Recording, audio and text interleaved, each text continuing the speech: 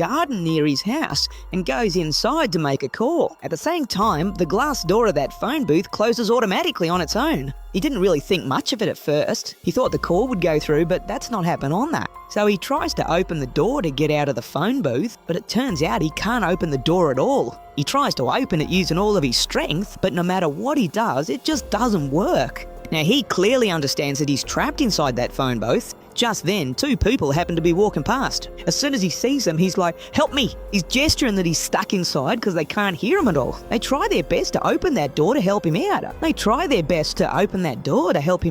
But no matter what they try, it's just not working. As time goes on, a big crowd of people starts gathering there. The people don't even realise he's trapped. They think he's performing some kind of trick and just stand around watching. After a while, a really strong bloke comes over to the spot. He decides he should help and grabs the door, pulling it with all his might. But the door handle just snaps off in his hand and the door doesn't budge an inch. He gets really angry, runs up and tries to smash the glass with his shoulder. But that glass is incredibly strong, so he reckons it's no use and just leaves the area. Now our hero has lost his only bit of hope. He's starting to feel pretty miserable about it, because the people around are just laughing and mocking him instead of wanting to save him. Then suddenly, a bloke with a screwdriver tries to find a screw to undo and save him, but there isn't a single screw, bolt or nut on the thing. So he tries to pry it open by sticking the screwdriver into a small gap in the door. But that attempt turns out to be a failure as well. Meanwhile, the crowd there just keeps on growing. Then two cops who came to see what the fuss was about try to open the door. In the end, they just ended up looking a bit silly because they both went flying and fell flat on their backs while pulling the door. A little while later, the fireys show up at the scene. Only after seeing him does our trapped hero get some hope that they'll finally save him.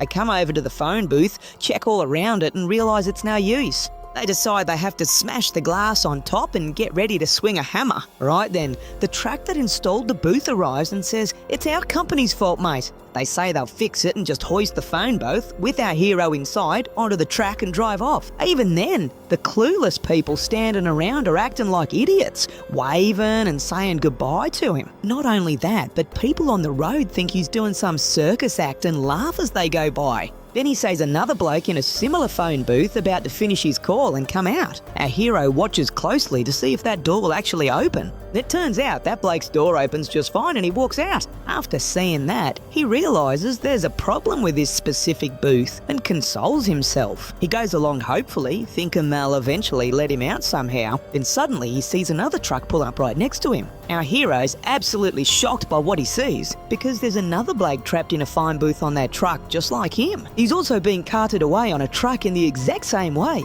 After this, the fear in our hero's heart grows even more, wondering where on earth they're taking him. He starts screaming his head off, not knowing what they're going to do to him. Now the truck has passed the city limits and is out in the open. At that spot, they show 3 circus clowns. She's the only one who doesn't laugh at him like the others. She feels truly sorry for his situation. After that, the truck leaves the place. Where's this truck off to? It's hidden into a tunnel between 2 massive mountains. Once inside, our hero's fear only intensifies, because inside, heaps of workers are putting together heaps of identical phone booths. Not only that, they're loading them onto trucks and sending them out in bulk. Suddenly, a crane comes along and lifts our hero's phone booth right up. That's when our hero sees something that makes him completely freeze. What is it? Well, just like how he got stuck in this phone booth, heaps of others have been trapped and left there to die. They haven't let a single person out. Seeing this, our hero realises they didn't bring him here to save him. He understands they've brought him here to die and starts screaming his head off. What's more, another bloke who was trapped and came in on a truck with him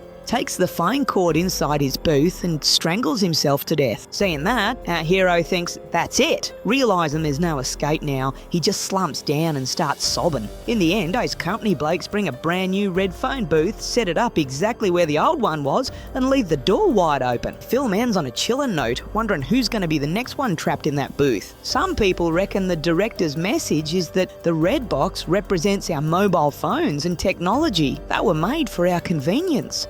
Not to control us, yet was so obsessed that we're drowning in it, trapped and unable to break free. Just like the hero of this film who stepped into that phone booth just to make a call. In the end, he couldn't get out, got trapped inside and died right there.